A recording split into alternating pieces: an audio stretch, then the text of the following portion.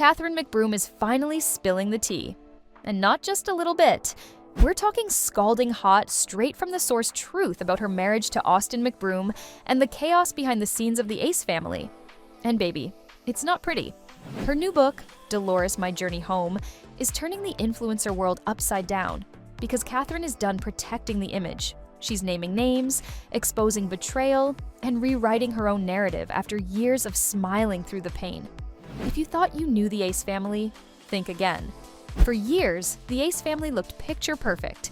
YouTube's golden couple with their kids, their mansion, their flashy cars, and their stadium-sized fan base. But what fans didn't see was the growing distance between Katherine and Austin, and the heartbreaking betrayal that was bubbling just under the surface. In her book, Katherine doesn't hold back. She reveals the exact moment her fairy tale started crumbling, and it happened during what should have been one of the biggest nights of their career, the infamous Crypto Arena event, back when it was still the Staples Center.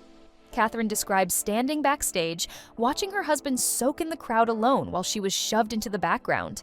And that was the moment it hit her. Something had changed. She felt it in her gut. The man who once built a brand with her, side by side, no longer wanted her in the spotlight. That night, instead of confronting him, she did what she had always done. She smiled for the cameras and swallowed the hurt. But deep down, she knew. And not long after, she got the proof. According to Katherine, Austin had already broken his vows by the time that event took place.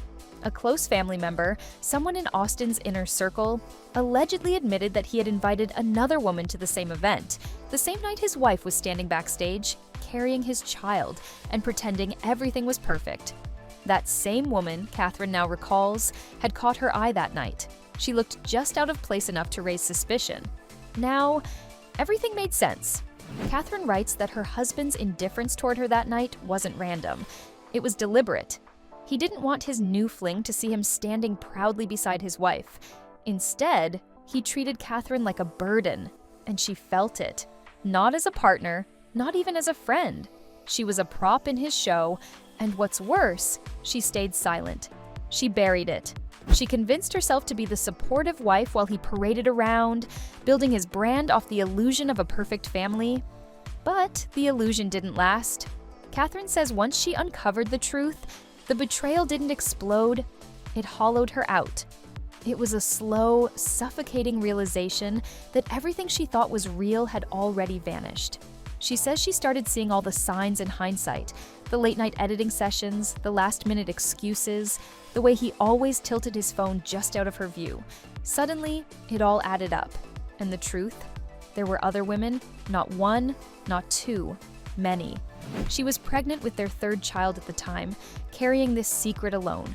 She didn't tell her mom. She didn't tell her dad. She didn't even tell her brother, who had just launched his own YouTube channel, and she didn't want to drag him into the mess. So she held it in. The shame, the hurt, the devastation of realizing the man she loved had been cheating on her over and over again. And no one knew. What makes this even more painful is that the Ace family documented everything. Fans went back and watched the birth vlog of their third child and saw it. Clear as day, Katherine wasn't looking at Austin. She wasn't smiling. She wasn't engaged. And Austin?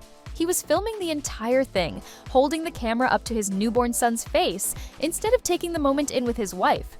He was focused on getting the shot, not living the moment, because he knew what those clips were worth online. Katherine's heartbreak didn't just come from the cheating. It came from the reality that her entire life had become content. She was living in a house built for show, with a husband who was more concerned with optics than with loyalty. And the worst part? She helped him build it. The brand, the fame, the family empire. She was there from the beginning, creating a space that millions adored, only to be sidelined, dismissed, and ultimately betrayed. And let's not forget, this isn't the first time the Ace family has been surrounded by controversy. We've called out the fake giveaways, the unpaid bills, the scams, the lawsuits. This family has made headlines for all the wrong reasons. But through it all, Katherine stayed silent. Until now, fans are rallying behind her. One person wrote, "She helped build a man while he was busy breaking her for the next woman." Another said, "She knew. Her gut told her, but she waited for proof. And she still stayed." Others are praising her strength, saying it takes a spiritual awakening to walk away from that kind of toxicity. And let's be honest, Katherine McBroom didn't just walk away, she's turning the entire narrative on its head and reclaiming her story. There's also a Reddit post floating around with some eyebrow-raising claims. This Diddy of human trafficking, naming LeBron James, Jay-Z, Gloria Estefan, and Beyoncé as witnesses. The plaintiff says he was drugged, sexually abused, and trafficked starting in 2015. He's not suing those celebrities yet, but he's claiming they were present or aware of what went down. And if this case moves forward, subpoenas could come next. But don't expect big names like Beyoncé to just show up. They'll fight those subpoenas hard. Diddy's lawyers are trying to get more evidence thrown out, including electronic files and materials seized from his iCloud and hotel rooms. But so far, they're losing that battle. Judge Aaron Subramanian declared all the evidence admissible. That means the freak-off tapes, emails, and messages are fair game. And while 2 civil suits have been dropped, over 60 are still active. Van Arsdale says some of his clients are working with federal prosecutors and could be called to testify. For many of them, this trial is a long-awaited chance at justice. And if Diddy is convicted, Van Arsdale says that'll just be the beginning. The next step, real accountability for what happened to them. What do you think? Is Diddy heading to prison for life, or will he beat the charges? Let us know in the comments and subscribe for all the latest updates. This trial is just getting started. Heading to prison for life?